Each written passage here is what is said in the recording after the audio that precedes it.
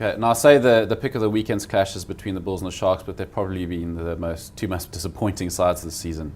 Yeah, absolutely. I mean, especially the Sharks, they're defending champions. Sure, they've lost a lot of Springbok players, but they've got incredible depth there. And we talked off air, the backline that they've actually selected for this weekend, on paper, is still one of the best in the competition.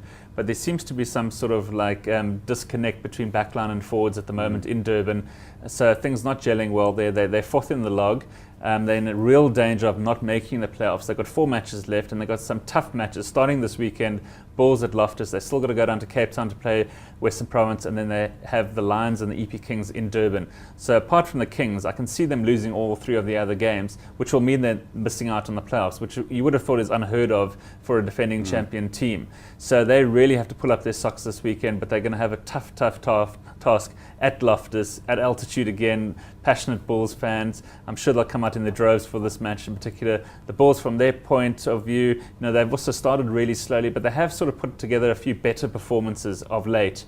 And I think they're going to sneak in against the Sharks. Bearing in mind, they've also got a lot to play for. They're also not in the top 4. They're going to look to this weekend, leapfrog the Sharks into a top 4 spot. They've got a slightly easier run in for the rest of their matches. So, the Sharks backline with Lwazi and Vovo back, he's the only Springbok that has been sort of released from Heineke Meyer's squad. He hasn't played any game time in the Rugby Championship, so he desperately is looking for game time. He's going to start on the wing. I think he'll make a big difference for them. They've got Paul Jordan back in the centres. Again, a very underrated player, I think. I think he'll do really, really well. So I expect the Sharks backline to perform well, but I think they're going to lose it a little bit up front. I think the Bulls pack is going to be a little bit too strong for them, even though they're missing Deon Stekman, their skipper, who's been banned for a week. I still think at home the Bulls are going to be a little bit too strong for the Sharks, but it's going to be a tight game. I think it's going to be 1 or 2 points at most, perhaps deciding the outcome of that match. Okay.